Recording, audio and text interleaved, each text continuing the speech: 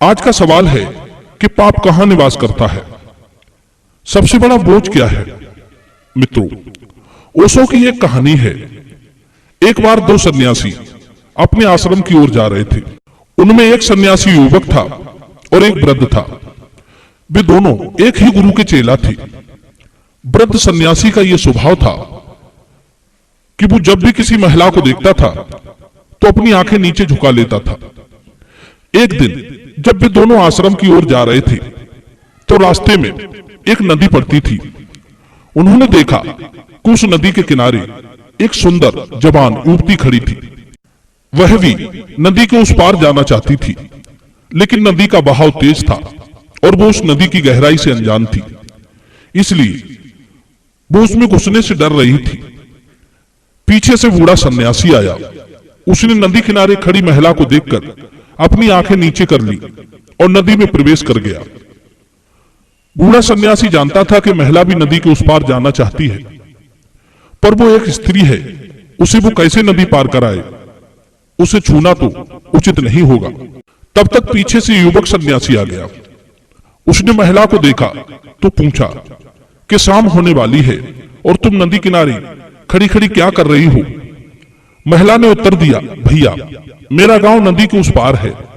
मैं नदी पार करना चाहती हूं, पर पानी की गहराई से अनजान हूं, इसलिए नदी में प्रवेश करने से डर रही हूं। अब मैं नदी पार कैसे करूंगी? रात होने वाली है, कोई नाव वाला भी नहीं है। महिला की बात सुनकर युवक सन्यासी सोचने लगा कि यदि मैं भी आंखें झुकाकर नदी पार कर जाऊं तो ये बेचारी नदी के इस पार अकेली ही खड़ी रहेगी। यही सोचकर युवक सन्यासी ने उस युवती को अपने कंधे पर बैठा लिया और नदी पार कराने लगा। उधर वो वृद्ध सन्यासी नदी के उस पार पहुंच चुका था।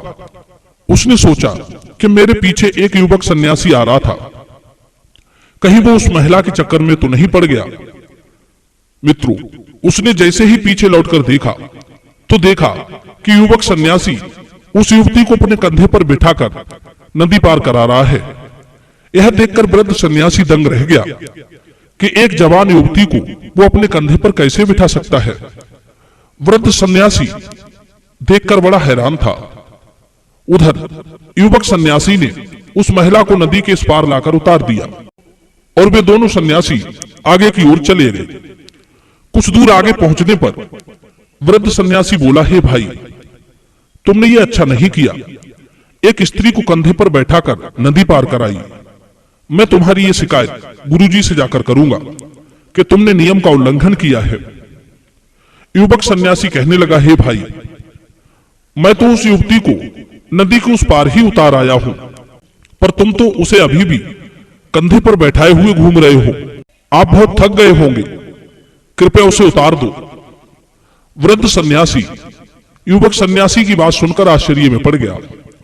कहने लगा, क्या बकते हो? उस युवती को तो कंधे पर आपने बिठाया था, पर मुझ पर दोषारोपण क्यों कर रहे हो? युवक सन्यासी समझाने लगा, हे भाई, मैं आप पर दोषारोपण नहीं कर रहा हूं, बल्कि सत्य कह रहा हूं। नदी पार कराकर मैं तो उस युवती को वहीं पर छोड़ आया, पर तुम अभी भी उसे अपने मन में लिए घूम रहे हो। अभी तक आप उसे भूले नहीं हो। देखकर आंखें झुका लेने से वासना खत्म नहीं होती। वासना मन की वस्तु है, वो आंखों के माध्यम से मन में वास करती है। जिस अवगुण को एक बार त्याग दिया हो तो उसे बार बार याद नहीं करना चाहिए। मित्रों, पाप वासना हमारे अंदर अज्ञानता से जागती है। पाप हमारे अंदर सबसे पहले आंखों के द्वारा प्रवेश करता है और मन में बैठ जाता है। सन्यासी वही होता है जिसमें ये गुण विद्यमान होते हैं।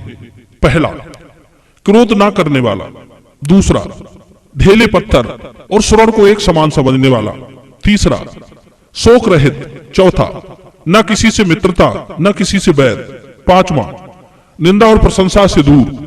छठवां, प्रिय और अप्रिय को छोड़ देने वाला। सातवां, अनासक्त। युवक सन्यासी बोला, भाई, पाप स्त्री को छूने में नहीं बल्कि उसे मन में बिठाकर रखने में है।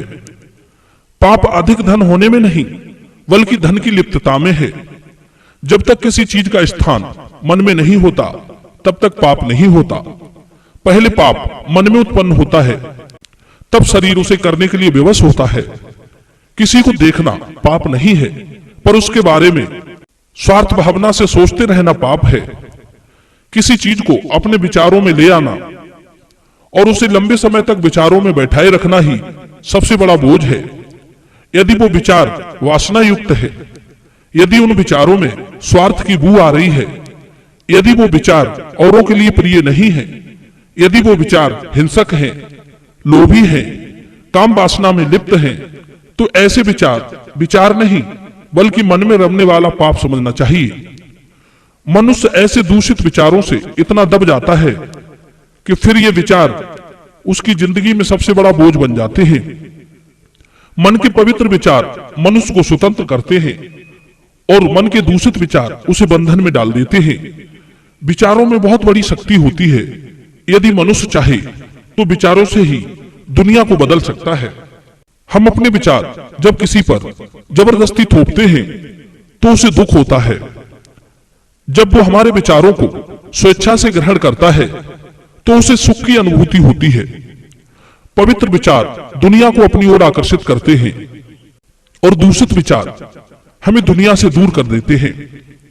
पवित्र विचार हमें सत्य और धर्म से जोड़ते हैं और दूषित विचार हमें अधर्म से जोड़ते हैं। विचार जब समूह का रूप ले लेते हैं तो वे एक नई व्यवस्था का निर्माण कर देते हैं। मित्रों, कहते हैं परोपकार तो सरल है पर व्यवहार कठिन है। व्यवहार के समय भगवान को याद करना चाहिए। पराई स्त्री को काम भावना से देखने वाले पुरुष का मुंह काला होता है। पहले अपने मन को सुधारो, पीछे दुनिया को सुधारना। पवित्रता सिर्फ शरीर पर ही नहीं, मन में भी होनी चाहिए। पवित्र शरीर और पवित्र मन ही मथुरा काशी है। पाप और पुण्य जब समान होते हैं तभी मनुष्य का जन्म मिलता है। पाप और पुण्य समान रूप से भोगने पड़ते हैं। अगर जीवन में दुखों का सामना करना पड़े तो मन को समझाना कि उसके पापों का नाश हो रहा है, और यदि जीवन में सुख मालूम पड़े तो समझ लेना पुण्य कर्म फलीभूत हो रहे हैं। मित्रों, यदि ये वीडियो पसंद आया हो तो वीडियो को लाइक करना, चैनल को सब्सक्राइब करना। आप सभी दर्शकों का बहुत बहुत धन्यवाद।